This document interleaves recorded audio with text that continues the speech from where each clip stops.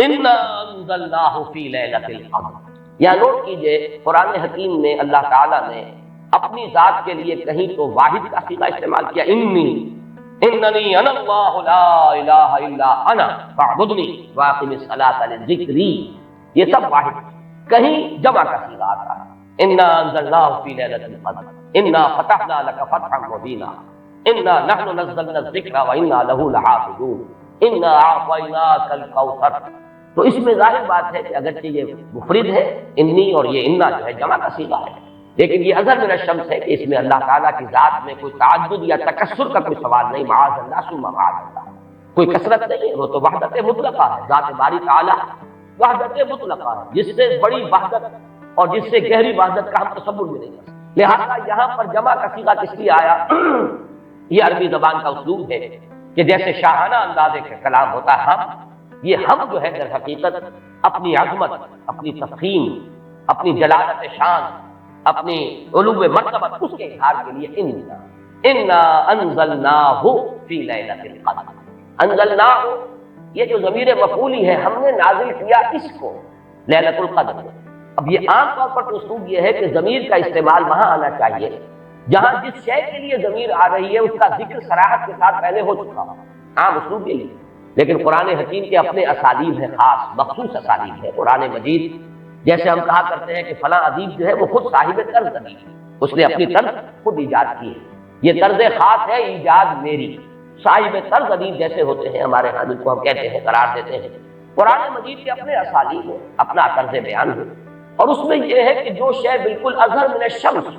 اس کے لیے پہلے سے تذکرہ ہونا ضروری نہیں ہے. اس کے لیے ضمیر لے آئیں گے بغیر اس کے کہ پہلے سے صراحت کے ساتھ اس کے لیے کوئی ذکر موجود. اس میں در حقیقت اشارہ یہ ہوتا ہے یہ بالکل سامنے کی بات ہے، اس میں ذکر کی ضرورت ہی نہیں، یہ تو جانی پہچانی بات ہے، یہ تو بالکل مشہور اور معروف حقیقت ہے. اسی کی دو مثالیں ہیں. مثلا یہ کہ سابقہ سورت جو ہے سورۃ العلق، اس میں کہیں ابو جہل کا نام نہیں آیا ہے، لیکن ظاہر بات ہے کہ جب وہ آیات نازل ہوئی ہیں اور جب محمد رسول اللہ صلی اللہ علیہ وسلم نے ان کو پڑھ کر سنایا ہوگا تو شاید ہی کوئی شخص و مکے والا کہ جو نہ پہچان سکا ہو کہ یہ کس کا ذکر ہے. ارایت الذی ینہی عبدا اذا صلی، ارایت ان کان علی الہدی او امر بالتقوی، ارایت ان کذب وتولی الم یعلم بان اللہ یرا. ظاہر بات ہے اظہر من الشمس سے تو نام لینے کی ضرورت ہے. اسی طریقے سے مثلا اسلوب جو ہے بہت نمایاں ہو کر آیا سورہ واقعہ کے آخری رکوع میں، کلا اذا بلغت الحلقوم فلولا اذا بلغت الحلقوم. تو کیوں نہیں ایسا ہوتا کہ جب وہ پہنچ جاتی ہے حلق تک، حلقوم تک، کیا پہنچ جاتی ہے؟ اب یہاں پہ اظہر من الشمس سے مراد ہے عالم نظام، جبکہ جان آ کر ہستی میں پھنس جاتا ہے. یہاں گھنگرو بولتا ہے اصل میں حتی اذا بلغت الحلقوم. یہ آخری وقت جو ہے معلوم ہوتا ہے کہ یہاں کوئی آواز آ رہی ہے اور جان یہاں آ کر پھنس ہے، لیکن یہاں جان کا یا نفس کا کہیں نہیں آیا. نہ فلولا اذا بلغت الحلقوم وانتم حینئذ تنظرون ونحن اقرب الیہ منکم ولکن لا تبصرون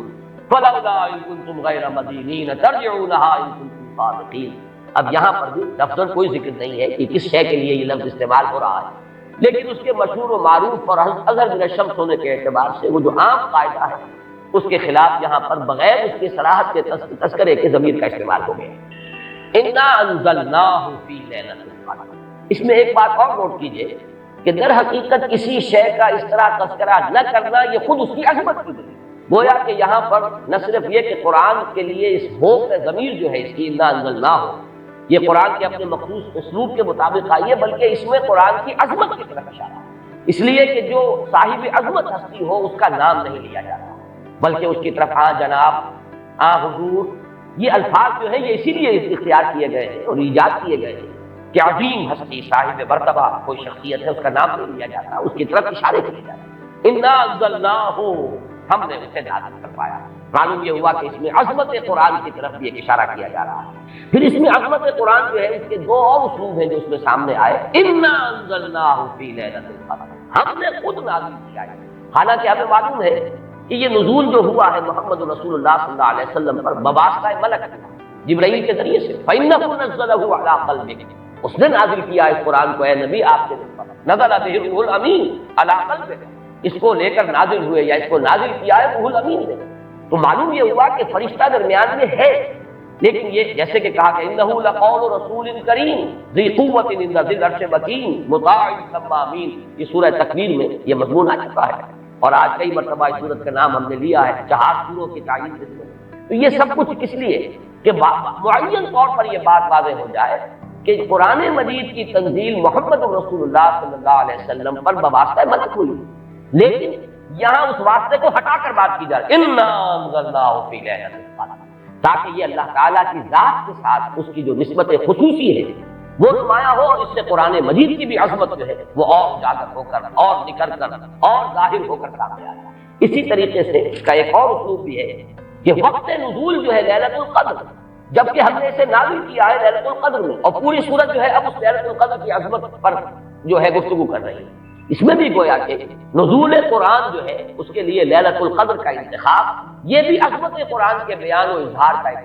اِنَّا أَنزَلْنَاهُ فِي لَيْلَةِ الْقَدْرِ۔ اس میں اب تیسری بحث جو ہماری ہے وہ یہ ہے کہ انزال اور تنزیل کا فرق۔ یہ بات میں عرض کر چکا ہوں کہ باب افعال سے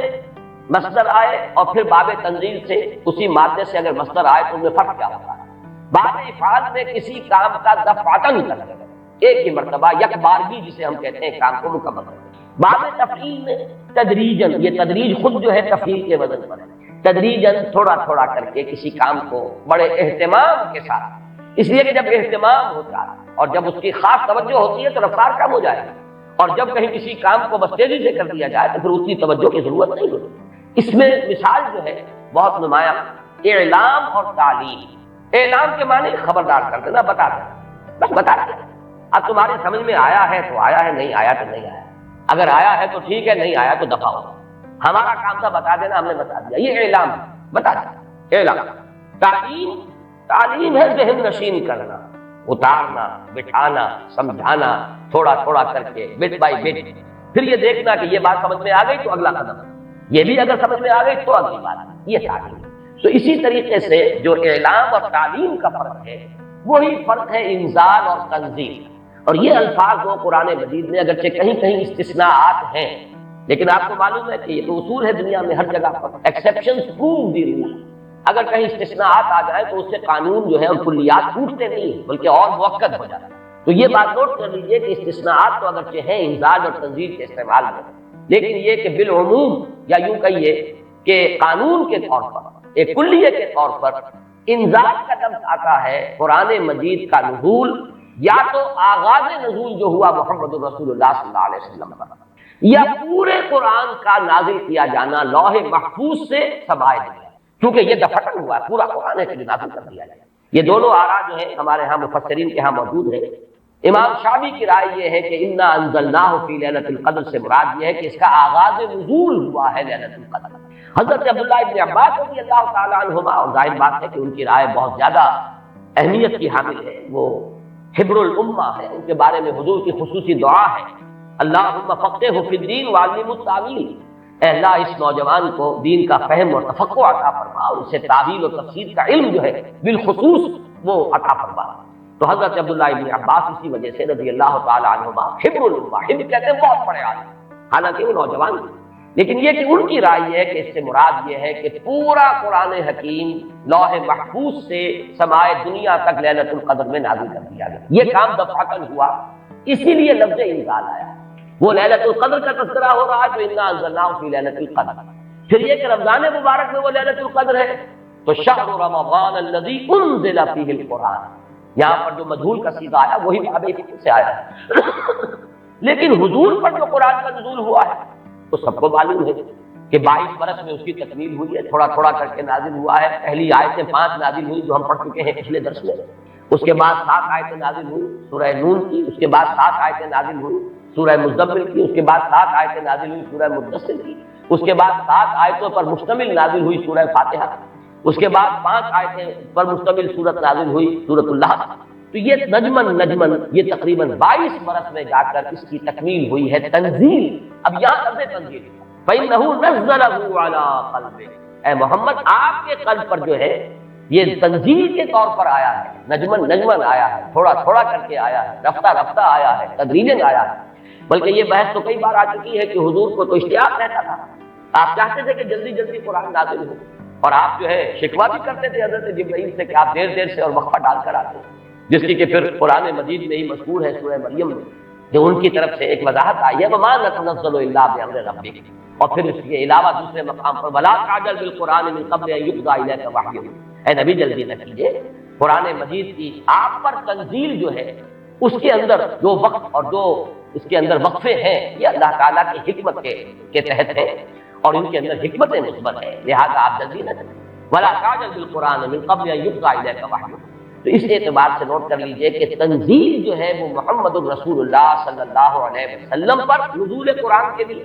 اور انزال ہے قرآن مجید کا دفعتاً نازل ہو جانا۔ اور اس میں یہ سمجھتا ہوں کہ زیادہ جو قوی رائے ہے وہ حضرت عبداللہ ابن عباس رضی اللہ تعالیٰ عنہما کی ہے کہ یہاں جس انزال کا ذکر کیا جا رہا ہے وہ لوح محفوظ، اور یہاں ذرا گن لیجیے قرآن مجید میں لوح محفوظ کے لیے دو الفاظ اور بھی آئے، انہ فی ام الکتاب لدینا لعلی الحکیم، یہ ام الکتاب میں ہے، وہ ہے اصل جڑ، وہ ہے اصل کتاب۔ یہ تو نقول ہے، جیسے کہ میں نے بارہا کہا ہے کہ فیصلہ جو ہے جج کے ہاتھ کا لکھا ہوا محفوظ ہے، آپ نقل حاصل کر سکتے ہیں، وہ نقل مطابق اصل جو ہے وہ آپ کو مل جائے گی، لیکن یہ کہ اصل فیصلہ تو وہ ہے جو جج نے اپنے ہاتھ سے لکھا ہے اور وہ محفوظ